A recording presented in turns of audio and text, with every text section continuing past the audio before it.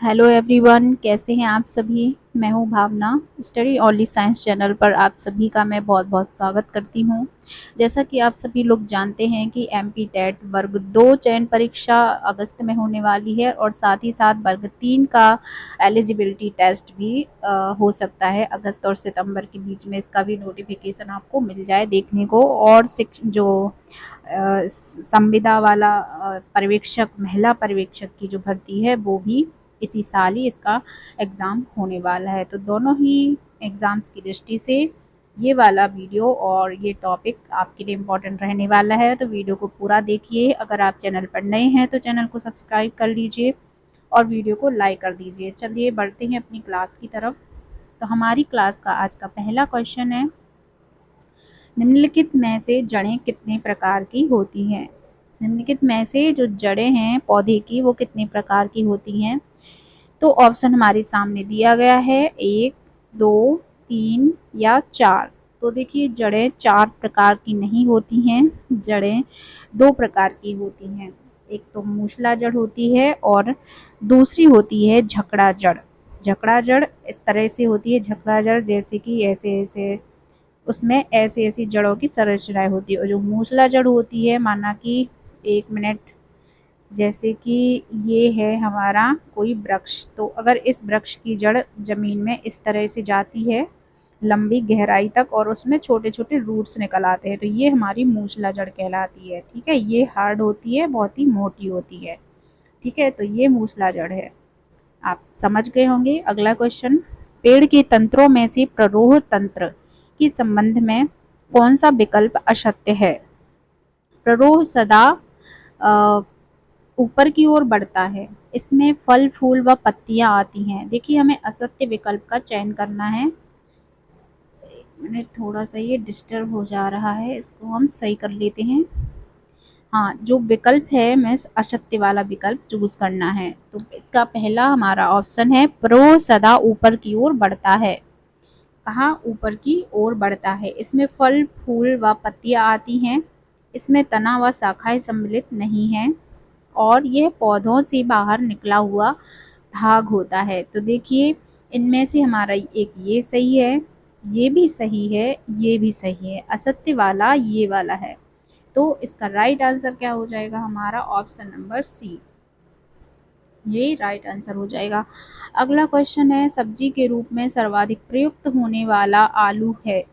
तो सब्जी के रूप में सर्वाधिक प्रयुक्त होता है जो आलू, वो कौन सा, क्या कहलाता है, जड़ कहलाता है, फूल है, फल है या तना है।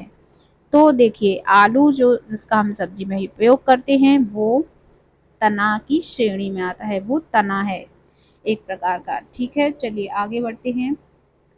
कली का प्रमुख भाग छोटी पत्ती की भांति दिखाई देता है, वह कहलाता है। कली का प्रमुख भाग है जो छोटी पत्ती की तरह दिखाई देता है, वह होता है, क्या होता है वह।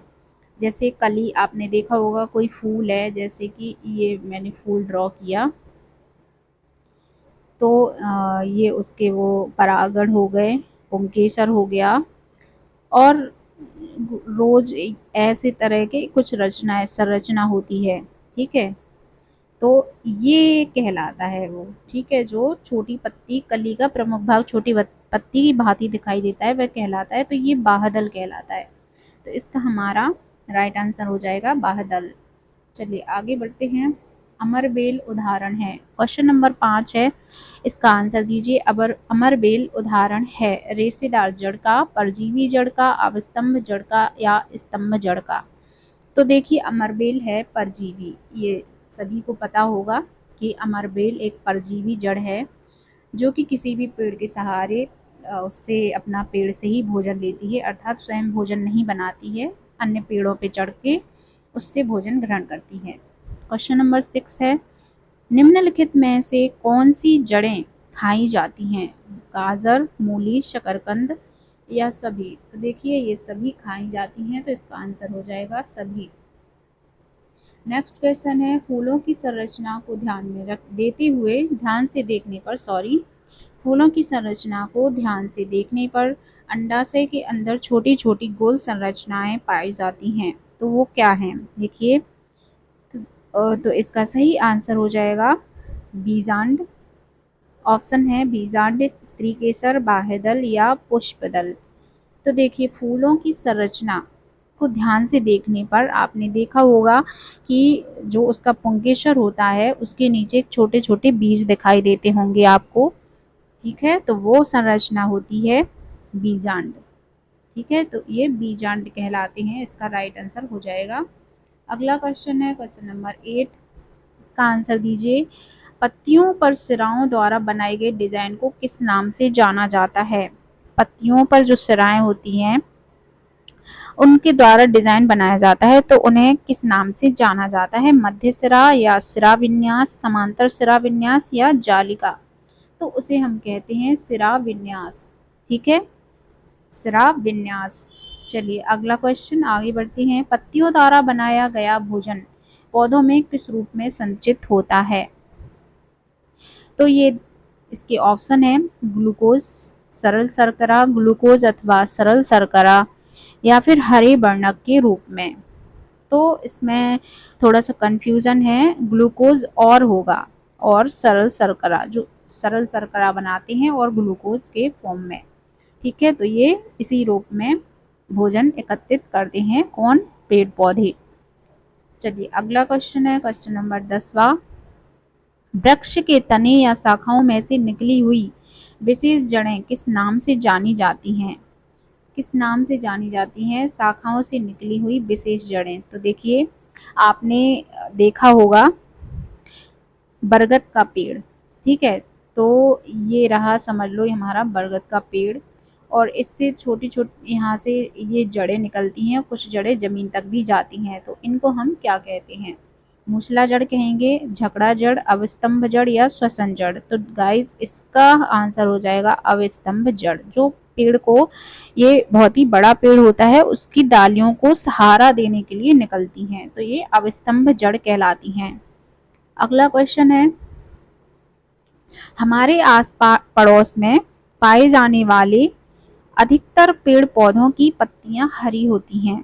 सूर्य के प्रकाश के कारण। किसके कारण हरी होती हैं? ऑप्शन देख लीजिए। सूर्य के प्रकाश के कारण, पत्तियों में पाए जाने वाले पर्णहरित के कारण, ऑक्सीजन के कारण, कार्बन डाइऑक्साइड के कारण। तो ये होती हैं जो पेड़ पौधों की अधिकतर पत्तियां हरी होती हैं वो पर्णहरित के कारण होती हैं। ठीक है, चलिए आगे बढ़ते हैं। अगला क्वेश्चन है हमारा, प्रकाश संश्लेषण क्रिया में पादपों के द्वारा वातावरण से कौन सी गैस अवशोषित की जाती है?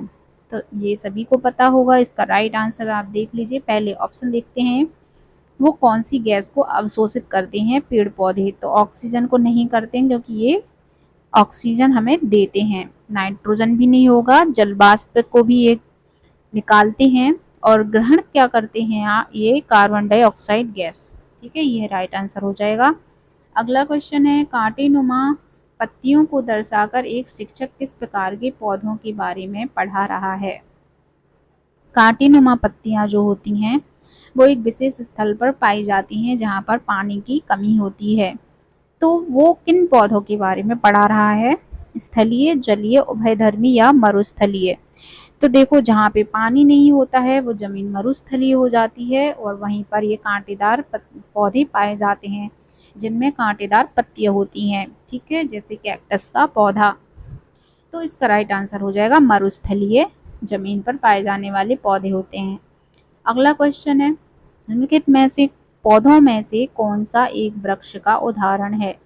देखिए वृक्ष पहचानिए, गुलाब, मेहंदी, तुलसी। ये क्या होते हैं? झाड़ी वाले पौधे होते हैं। वृक्ष होता है बरगद का। ठीक है, तो इसका राइट आंसर ये हो जाएगा।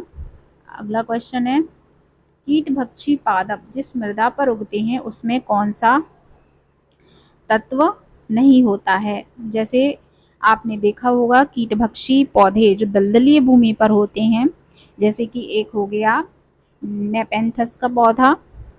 ठीक है, तो वो भी कीटभक्षी पौधा है और भी कई प्रकार के कीटभक्षी पादप पाए जाते हैं। तो वो किस तत्व की कमी को पूर्ण करने के लिए ऐसा करते हैं? ऑप्शन देख लीजिए, नाइट्रोजन, कार्बन, सल्फर या पोटेशियम।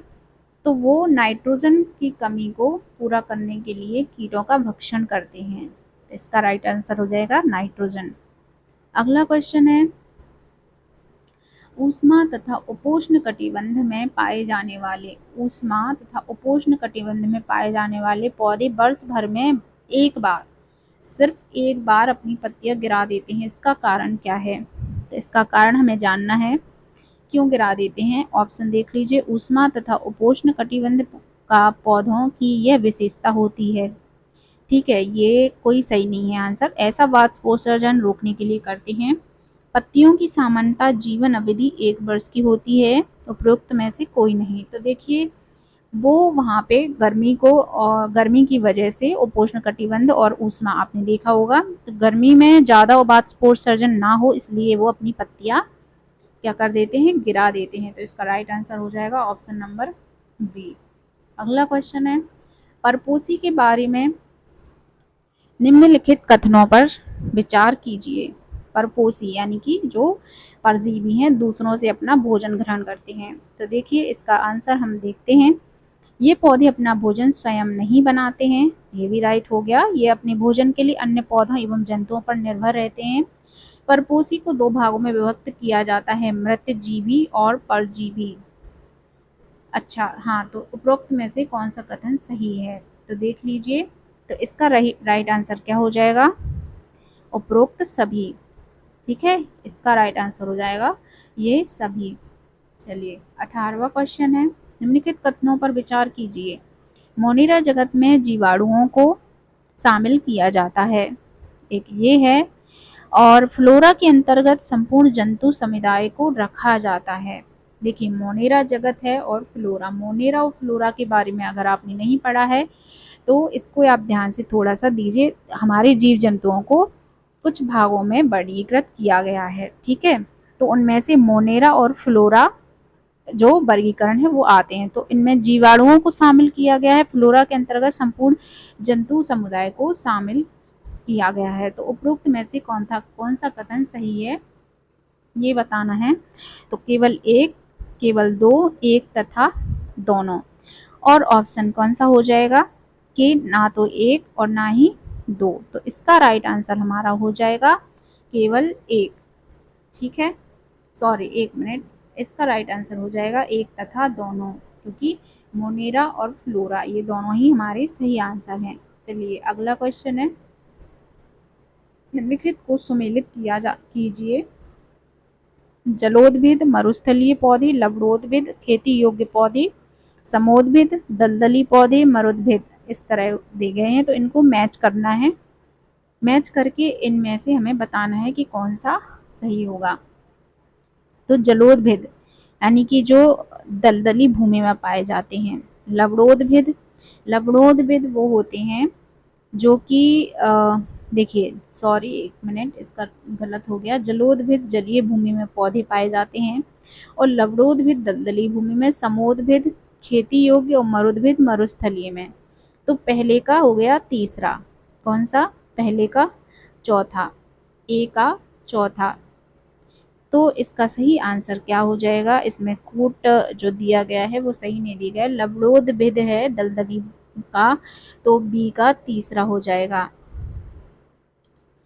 चलिए, इसका जो हमारा मैच है ये वाला सही है, तो इसका पहले का देखिए चौथा हो जाएगा, दूसरे का लवणोद्भिद का तीसरा हो जाएगा और समोद्भिद का हो जाएगा दूसरा और मरुद्भिद का पहला। तो ये हमारा कूट सही होएगा। चलिए, अगला अगला क्वेश्चन की तरफ बढ़ते हैं। लताओं के बारे में निम्नलिखित कथनों पर विचार कीजिए। लताओं के बारे में हमने पढ़ा होगा आप लोगों ने, तो इसका सही आंसर आपको हमें बताना है। तो ये अत्यंत कमज़ोर पौधे होते हैं, इनको स्थिर रहने के लिए सहायता की आवश्यकता होती है। दोनों ही राइट हैं। लताएं 2 प्रकार की होती हैं, विसर्पी और आरोही लताएं। इनमें से कौन सा कथन सही है? तो इसका कोट नहीं दिया गया है, इसमें ये तीनों हमारे सही कथन हैं। ठीक है, आगे बढ़ते हैं। निम्नलिखित में से कौन सा सरल ऊतक नहीं है? निम्न में से कौन सा सरल ऊतक नहीं है ये आपको बताना है। जाइलम इसका पहला ऑप्शन है, पैरेनकाइमा, कॉलेनकाइमा, स्क्लेरेनकाइमा। तो सरल ऊतक नहीं है कौन सा? जाइलम। ये जटिल ऊतक के रूप में होता है, पौधों के अंदर पाया जाता है। जाइलम किसी जगह के फ्लोरा और फोना सूचित करते हैं, फ्लोरा और फोना सूचित करते हैं। ऑप्शन देख लीजिए, पेड़ पौधे और जंतुओं को, मछलियों एवं पौधे पेड़ पौधों को, जंतु एवं मछलियों को, पक्षियों एवं पेड़ पौधों को। तो इसका सही आंसर हो जाएगा पेड़ पौधे और जंतुओं को। अगला क्वेश्चन, निम्नलिखित में से किससे क्विनैन दवा प्राप्त होती है? तो ये सभी को पता होगा, मनी प्लांट नहीं है, सिनकोना नहीं है, यूकेलिप्टस नहीं है, अंकोनाइट नहीं है। तो देखिए इसका सही आंसर हो जाएगा हमारा ऑप्शन नंबर बी, सिनकोना के पेड़ से क्विनैन नामक दवा प्राप्त होती है, ये इसका राइट आंसर हो जाएगा। चलिए अगला क्वेश्चन, भारत में फलों के अंतर्गत सर्वाधिक क्षेत्र है, भारत में फलों के अंतर्गत सर्वाधिक क्षेत्र क्या है, किसका है? नींबू का, अमरूद का, आम का, पपीते का। तो देखिए सर्वाधिक भूमि पर आम का क्षेत्र पाया जाता है। अगला क्वेश्चन है, नेपेंथिस एक पौधा है, जो नेपेंथिस है जिसके बारे में भी हम बात कर चुके हैं, कीटभक्षी पौधा है जो मेढक, कीड़े मकोड़ों और चूहे जैसे छोटे जीवों को अपने अंदर फंसाकर खा जाता है। हमारे देश में यह पौधा पाया जाता है। तो देखिए ये पौधा कहाँ पाया जाता है? असम में, उड़ीसा में, अरुणाचल प्रदेश में या मेघालय में। तो गाइस इसका राइट आंसर क्या हो जाएगा? ये मेघालय में पाया जाता है। चलिए अगला क्वेश्चन, पंखुड़ियों के अंदर फूल के बीच में कुछ पतली पाउडर जैसी संरचनाएं दिखाई देती हैं, जिन्हें कहते हैं। देखिए आपने अक्सर फूल देखा होगा तो उसमें बीच से, फूल के बीच से एक पुंकेसर नाम का वो जाता है और उसमें कुछ ऐसी संरचना होती है और उस पे ऐसे ऐसे कुछ कण चिपके हुए होते हैं। ठीक है, तो उन कणों को, पतली जो पाउडर जैसी संरचना होती है, उन्हें हम क्या कहते हैं वो बताना है। वर्तिकाग्र, परागकोश, पराग या मूलांकर। तो वो होते हैं पराग, पराग कण। अगला क्वेश्चन, प्रकाश संश्लेषण की क्रिया में हरे पौधों द्वारा बाहर निकलने वाली गैस है। प्रकाश संश्लेषण की क्रिया में हरे पौधों द्वारा बाहर निकलने वाली गैसें कार्बन डाइऑक्साइड, नाइट्रोजन, ऑक्सीजन, इनमें से कोई नहीं।